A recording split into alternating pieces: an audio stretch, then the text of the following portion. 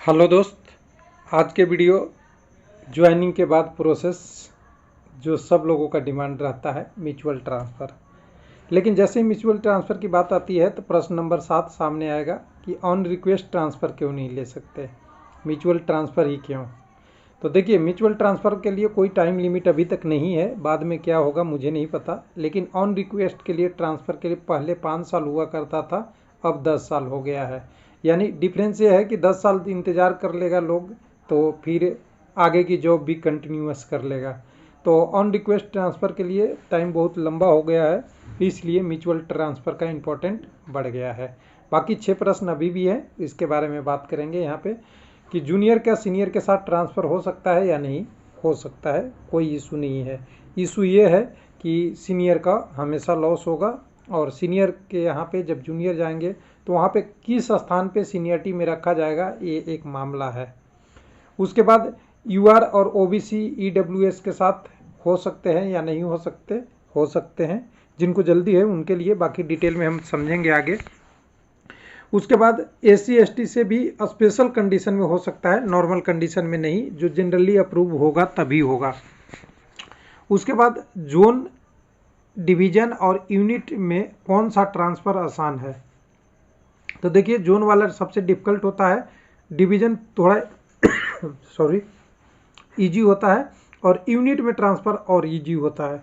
लेकिन जोन में थोड़ा सा कैंडिडेट ढूंढना मुश्किल हो जाता है क्योंकि अलग एरिया के लोग अलग एरिया में जाना नहीं चाहते। डिवीजन में पॉसिबल हो जाता है, यूनिट में भी पॉसिबल हो जाता है। तीसरा, किससे अप्रूवल से ट्रांसफ़र होता है, तो जनरल मैनेजर या आपके अलग अलग यूनिट में जो अलग अलग नाम होता है उनके बारे में डिस्कस करेंगे, यानी जो हेड होते हैं उनके नाम से हो जाएगा। उसके बाद ट्रांसफ़र के बाद कितना टाइम लगता है रिलीव होने में, तो इसकी टाइमलाइन फिक्स है, लेकिन टाइमलाइन फॉलो होता है या नहीं होता है थोड़ा डिफ़िकल्ट है कहना, क्योंकि टाइम ज़्यादा लगती है लोगों को। ट्रांसफ़र के बाद वापस आ सकते हैं या नहीं आ सकते, तो एक बार अप्रूवल होने के बाद और रिलीविंग होने के बाद आपको आने का मौका नहीं मिलेगा। कई लोग एक बार चले जाते हैं फिर कहते हैं वहाँ मन नहीं लग रहा, पहले वाला ही सही था, तो वापस मिलेगा क्या नहीं, तो यहाँ पे आंसर है नहीं। तो चलिए सबसे पहले एक एक करके प्रश्न नंबर 7 पहले ख़त्म कर लेते हैं, छोटा सा है इसलिए प्रश्न नंबर 7 को पहले ले लिया जाए। कि देखिए, रेलवे ने सर्कुलर निकाल के 10/3/2022 को बता दिया है कि अब ऑन रिक्वेस्ट ट्रांसफ़र जो अराजपत्रित यानी नॉन गजटेड पोस्ट का होता था अंतर रेलवे ट्रांसफ़र के अनुरोध पे, इसको अब 5 साल में हम नहीं करके आपको कितने साल में करने जा रहे हैं, बढ़ाकर 10 साल कर दिए हैं। ये पहले ही लेटर आ गया है, यानी ऑन रिक्वेस्ट ट्रांसफ़र यानी बिना किसी के, बोल सकते हैं अपनी ज़रूरत के अनुसार, अपनी घर के अनुसार या हमारे फैमिली मेम्बर के अनुसार, ये सारा ट्रांसफ़र बंद हो गया है। यानी 10 साल से पहले कोई रिक्वेस्ट नहीं कर सकता, ऐसा रेलवे बोर्ड का इंस्ट्रक्शन है। लेकिन लोग कहते हैं इसके प्रश्न के अलावा भी कि ये ट्रांसफ़र क्या कर्मचारी का अधिकार है, तो यहाँ पे देखिए रेलवे लिखता है कि ये कर्मचारी का अधिकार नहीं है। यहाँ पे 1 मिनट मैं उसी पॉइंट पे लेके आऊँगा। देखिए, इसलिए उन्हें अपने गृह नगर के पास ऐसे हस्तांतरण के लिए कानूनी दावा करने का कोई अधिकार नहीं है, लेकिन केवल उनको कठिन परिस्थितियों में विशेष मामलों में सहानुभूति के आधार पर विचार किया जाता है। नवनियुक्त कर्मचारियों की बड़ी संख्या में हस्तांतरण का अनुरोध और रेलवे द्वारा उनके रिलीविंग करने के कारण प्रशिक्षित जनशक्ति की कमी के कार्य के सुचारू करने के लिए प्रतिकूल प्रभाव पड़ता है, इसलिए ये 10 साल किया गया है, 5 साल से बढ़ा के। तो चलिए, अब ये डिटेल हो गया आपका ऑन रिक्वेस्ट ट्रांसफ़र वाला, तो इसको अभी करते हैं क्लोज। हम चलते हैं अब दूसरे पीडीएफ पे। ये पीडीएफ बहुत इंपॉर्टेंट है, ध्यान से देखिएगा और ये वेबसाइट पे मिल जाएगा। जो लोग जागरूक हैं उनको पता है, कुछ लोग तो 2 साल बाद मुझसे वीडियो के बाद पूछते हैं कि ये पीडीएफ मुझे दीजिए, तो ये वेबसाइट पे हो जाएगा और मैं कोशिश करूँगा कि इसको www.railwaylifelp.com पे इसको अपलोड कर दिया जाए और उसका लिंक आपको डिस्क्रिप्शन में पेज का दे दिया जाए, नहीं तो जो लोग जानते हैं वेबसाइट का एड्रेस वहाँ से मिल जाएगा। तो अभी टाइम लगेगा 1-2 दिन, लेकिन अभी मैं बता दे रहा हूँ, थोड़ा समझ लीजिए। ये नॉन गजेटेड ट्रांसफ़र के लिए सबसे पहले तो डिफिनीसन है।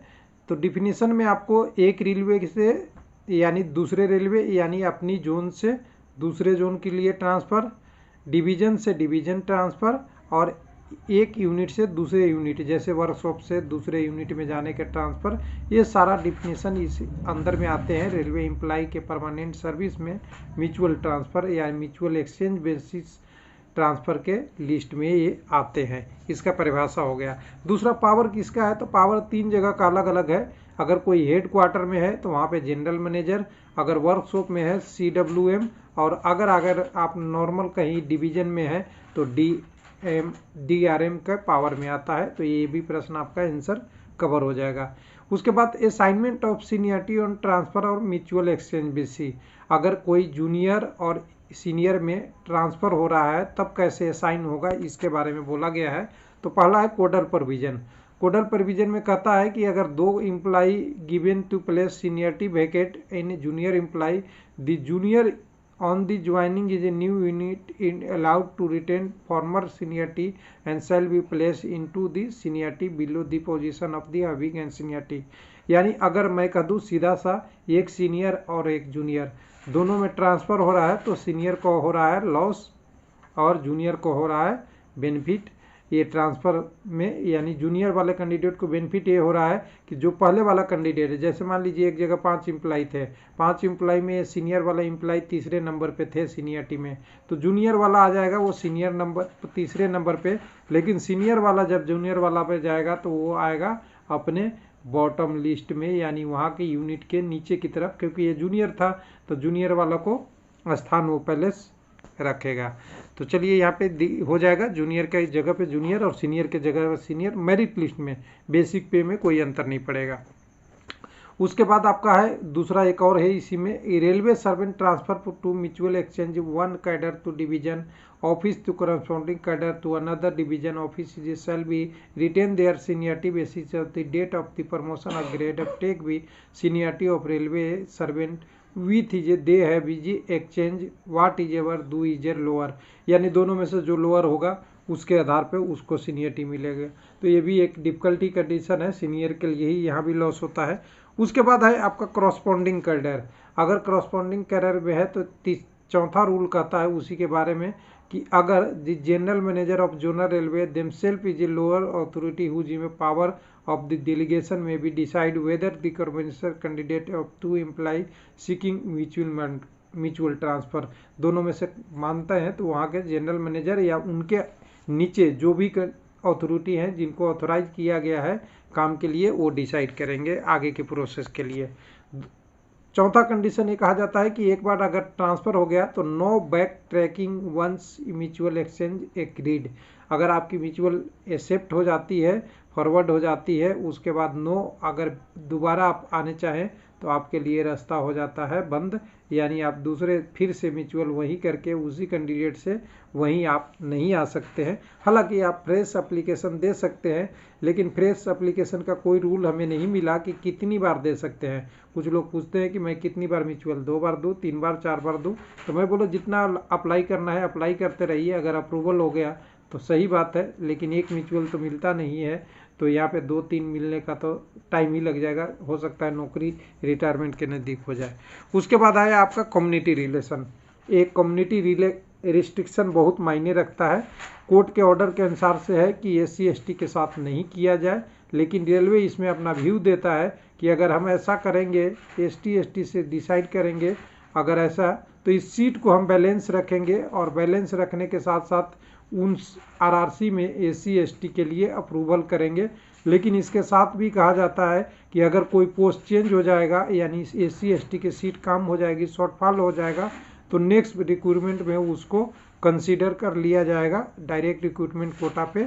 लेकिन अगर प्रमोशनल पोस्टा होगा तो उसमें कोई नहीं होगा। अब प्रमोशनल मतलब मान लीजिए कि आपने ग्रुप डी है तो ग्रुप डी लेवल 1 के क्या 1800 बेसिक है, लेकिन अगर 1-2 साल बाद होके 1800 कैंडिडेट ग्रेड पे वाला 1800 ग्रेड पे और 18,000 बेसिक वाला कैंडिडेट अगले लेवल में चला जाता है तो लेवल 2 में उसकी प्रमोशन हुई, लेकिन उस प्रमोशन के आधार पे आपको कम्युनिटी में ट्रांसफ़र के लिए इजाज़त नहीं मिलेगा, जो डिफ़िकल्ट है। जनरली ये SC/ST में नहीं मिलता है लोगों के, शुरुआत में उनको अपने SC से ST में ही लेना पड़ता है, नहीं तो UR के साथ उनका ट्रांसफ़र मुश्किल हो जाता है, यानी और दूसरे कम्युनिटी के अनुसार से।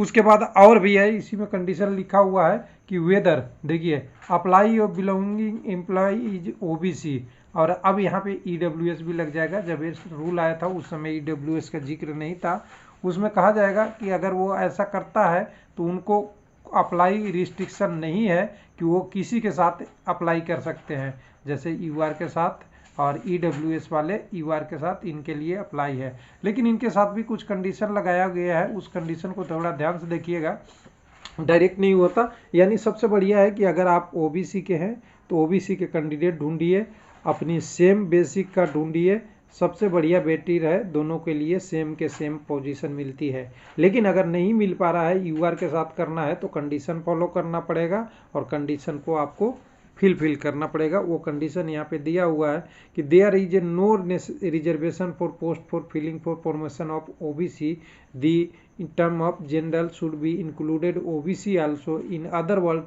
a staff belonging to general OBC category may be contract mutual transfer with the belonging with general OBC. इसमें आपको कोई प्रमोशनल में बेनिफिट नहीं मिलता, इसलिए कोई भी ओबीसी और यूआर से कर सकता है। लेकिन साथ में उनके इंस्ट्रक्शन भी इम्पोज लागू होता है कि not impose to any transfer request of bottom seniority require graded mutual transfer और रिक्वायरमेंट ग्रेड भी also be allowed without restriction provided. और इसमें दो चीज़ें हो गया कि दो पोस्ट, जब पोस्ट की बात होगी तो उस पोस्ट के लिए entirely filled by direct requirement for open market. अगर कोई कैंडिडेट अपने ओबीसी से यूआर में चला जाता है, ट्रांसफ़र कर लेता है, या यूआर से ओबीसी में ट्रांसफ़र कर लेता है, तो जो वैकेंसी जिसकी खाली होगी वो डायरेक्ट रिक्वायरमेंट वाले कैंडिडेट से ही आगे जो आपकी फिलेड किया जाएगी डायरेक्ट रिक्वायरमेंट से। अगर ऐसे केस में है कि post grade pay partially promotion वाला है और पार्शली ओपन मार्केट वाला है, तो केवल आपको डायरेक्ट रिक्वायरमेंट वाला ही फिल हो सकता है इसमें ओबीसी और यूआर में। यानी ये कंडीशन नंबर 2 का भी डिफ़िकल्ट बना देता है कि यूआर से आपकी ओबीसी का ट्रांसफ़र होगा और ओबीसी से यूआर में होगा, वैसे ही ईडब्ल्यूएस सब जुड़ जाएगा। इसमें क्या होता है कि जब ओपन वैकेंसी रहेगी उसी में कंसीडर किया जाएगा, प्रमोशन हो गया तब नहीं कंसीडर होगा।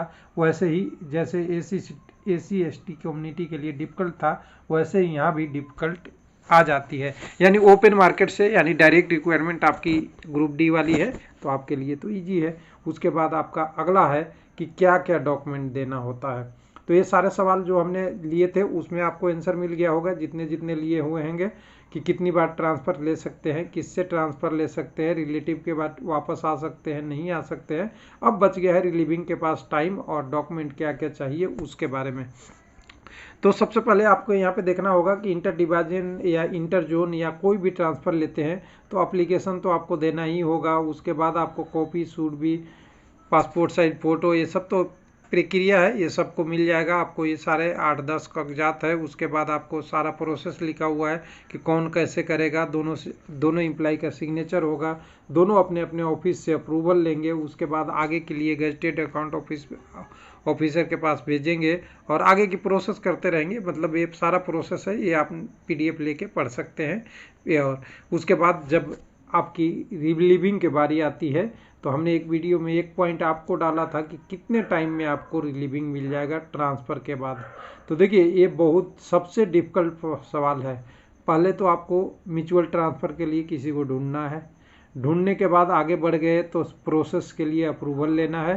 अप्रूवल मिल गई तो आपकी ट्रांसफ़र का प्रोसेस बन जाएगी।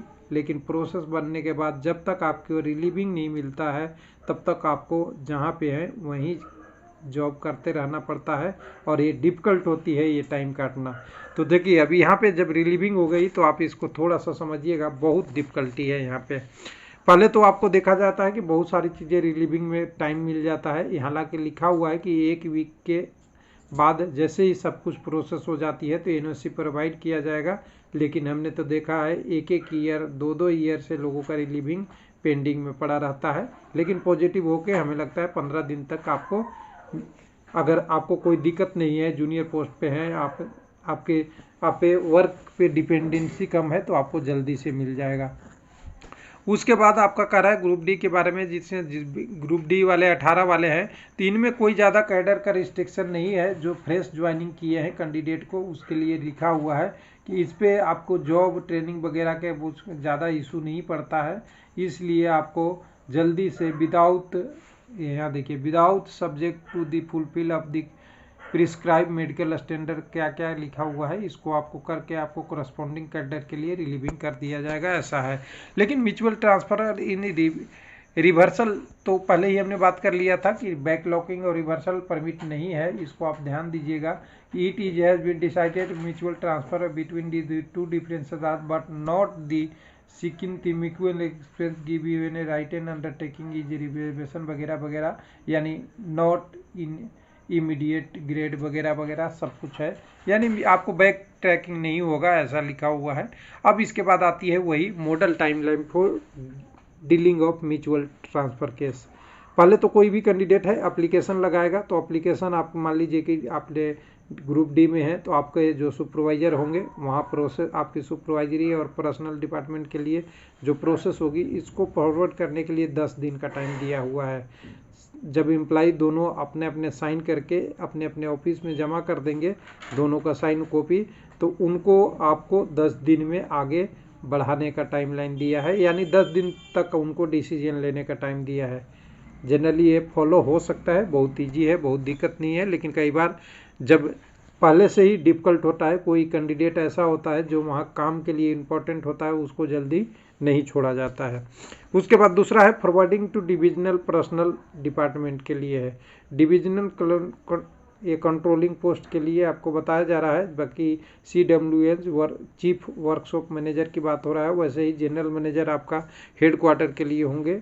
इन सब के लिए टाइम जो दिया हुआ है सारे प्रोसेस करने का 15 दिन, यानी पहले 10 दिन और 15 दिन, 25 दिन में आपकी एप्लीकेशन पहुंच जाएगी। जो आपकी जो कॉम्पिटेंट अथॉरिटी हैं अप्रूवल की, उनके पास कि जो अप्रूवल दे सकते हैं उनका ऑर्डर आ जाएगा।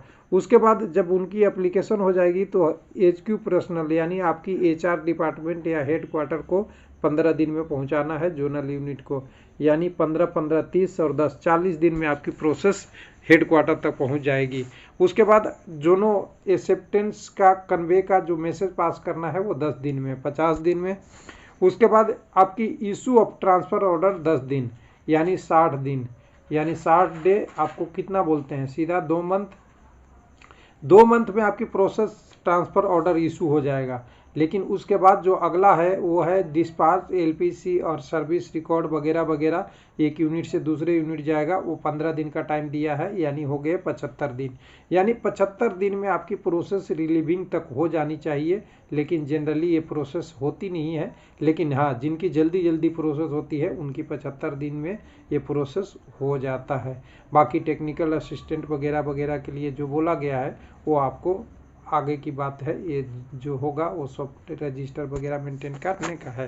तो ये यहाँ पे अगर हमने इस वीडियो को अगर सही तरीके से कोई देखा है तो सारी टॉपिक आपको इसमें से पता चल जाएगा कि म्यूचुअल ट्रांसफ़र में कितना होगा, अप्रूवल कौन देगा, जोन ईजी डिफ़िकल्ट होता है, डिवीजन ईजी और यूनिट अलग होता है, और ट्रांसफ़र के बाद रिलीविंग में टाइम लगते लगते 75 दिन आपकी प्रोसेस में पूरी लगती है।